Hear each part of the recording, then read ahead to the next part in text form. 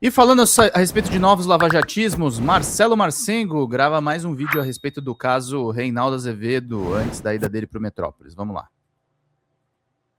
Sabe que agora de manhã, quando eu estava dando uma olhada nas pautas do dia, eu até ia trazer 43, um vídeo daquele neto do ditador, o Paulo Figueiredo, falando um monte de groselha, e boa parte delas tem fundamento com o que eu vou abordar agora. Só que daí eu vi um vídeo do Reinaldo Azevedo e eu falei, caramba, é exatamente o que eu ia falar. Então, assim, melhor ele falando do que eu. Mas, em primeiro lugar, fico feliz que tenhamos tido a mesma noção de pauta, eu e o Reinaldo Azevedo. Muito legal. Mas olha só, onde é que eu tô querendo chegar? A extrema-direita, que está atolada no Banco Master, está fazendo o quê? Modificando, embaralhando as notícias para dar a impressão que quem está atolado é o governo. E se utiliza de quem? De determinados jornalistas. Alguns desses jornalistas são figurinhas carimbadas, inclusive na compra de informações, e outros são pessoas mais ou menos desconhecidas. Mas o dado concreto é, eles vão plantando notícias para ver se cola. Neste exato momento, alguns jornalões brasileiros estão plantando notícias de que o Lula está querendo derrubar o Toffoli e o Xandão. Olha, se ele dissesse que o Lula está querendo derrubar o Toffoli, primeiro eu vou dizer o seguinte, o Lula não tem por que derrubar o Toffoli nesse momento. Mas não há a menor dúvida de que o Lula não vai segurar o Toffoli. Não tem motivo para isso. Agora, derrubar o Xandão é óbvio que é sacanagem. E sabe por quê? Porque eles ganham, a extrema-direita ganha com o caos. E tem um monte de jornalista ganhando com isso. Aí vem o Reinaldo Azevedo e fala exatamente a mesma coisa, que em momentos de grande combate à corrupção, acaba sobrando para o governo. Por quê? Porque existe uma manipulação do outro lado, ajudada pela imprensa. O Reinaldo não falou exatamente isso, talvez porque ele tenha esquecido, realmente, não estou falando que foi má fé, não, porque sabe que às vezes você está falando ali, você esquece do assunto, você esquece às vezes do ponto fulcral. E aí, o que acontece? O pessoal acaba dizendo assim, mas se está aparecendo tanta corrupção, a corrupção deve ser de agora. Só que os caras estão escavando a corrupção de antes, né? E aí, a imprensa esconde quem?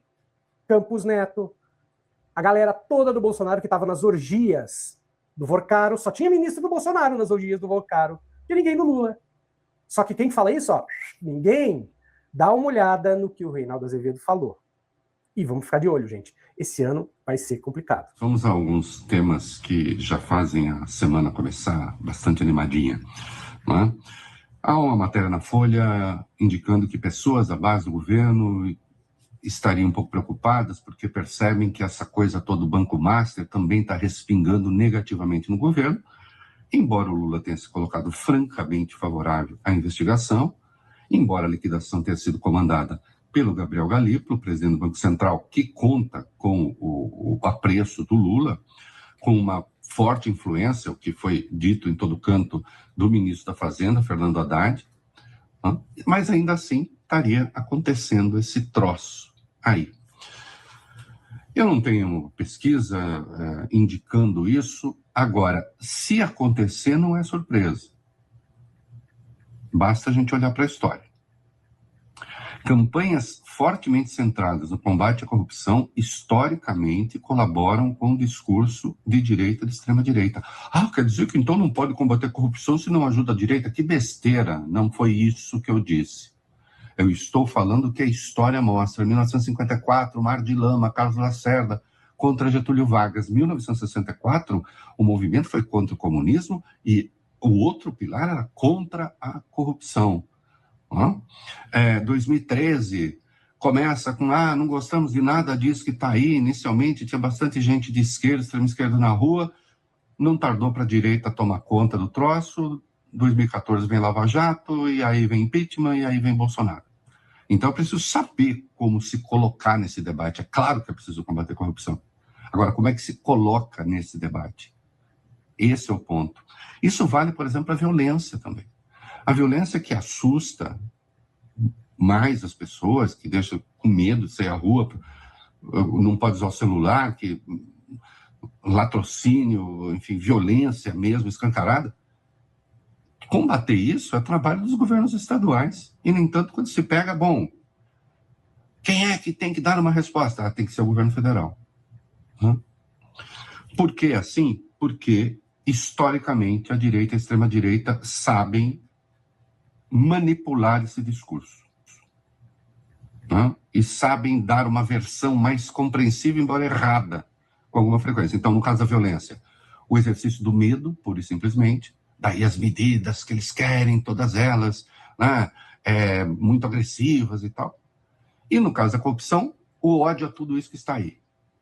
E quando fala tudo isso que está aí, e se trata de contestar o status quo, acaba respingando no governo. É fatal isso. É preciso saber como se colocar nesse discurso. O Zema, por exemplo, governador de Minas Gerais, o meu Zema, gravou um vídeo violentíssimo contra o Supremo.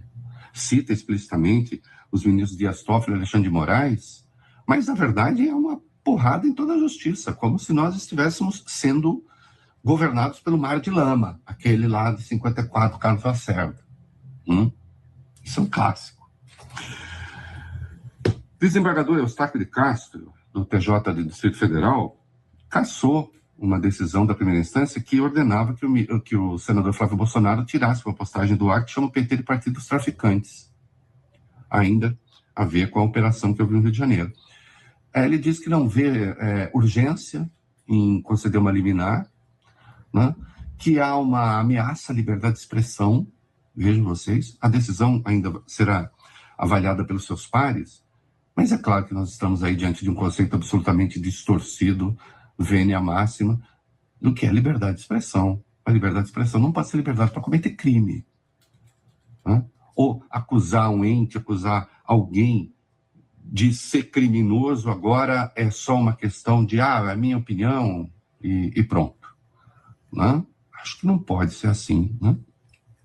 E, finalmente, o governo brasileiro pensa em lançar a Tela Brasil, um streaming com filmes brasileiros, e tem gente já falando, aí, em ano eleitoral vai fazer isso? Bom, mas o governo não pode parar, porque ano eleitoral não é nem o governo federal, nem os governos dos estados, onde os governadores disputam a reeleição. Não podem fazer exploração eleitoreira. Agora, governar continua necessário, mesmo durante a eleição. Fala, galera da Folha TV, não se esquece de se inscrever aqui no nosso canal para assistir programas como Folha Notícias Manhã, Folha Notícias Noite, o nosso Folha Entrevista e o nosso Barzinho das Meninas. Muitas coisas bacanas a gente acompanha por aqui e a gente precisa muito, muito do apoio de vocês para nosso trabalho jornalístico, investigativo, de curadoria de conteúdo, com vocês ajudando no nosso Pix, folhademocrata@gmail.com, ou mandando superchats, valeu demais, e os recursos financeiros, tornando-se membro do nosso canal, no nosso curso de jornalismo básico, para você ficar muito bem informado a respeito de tudo. Queridos e queridas, muito obrigado pela presença de todos vocês, vida longa e próspera. Cuidem-se, cuidem dos seus, e não esquece de se inscrever aqui na Folha TV. Até mais!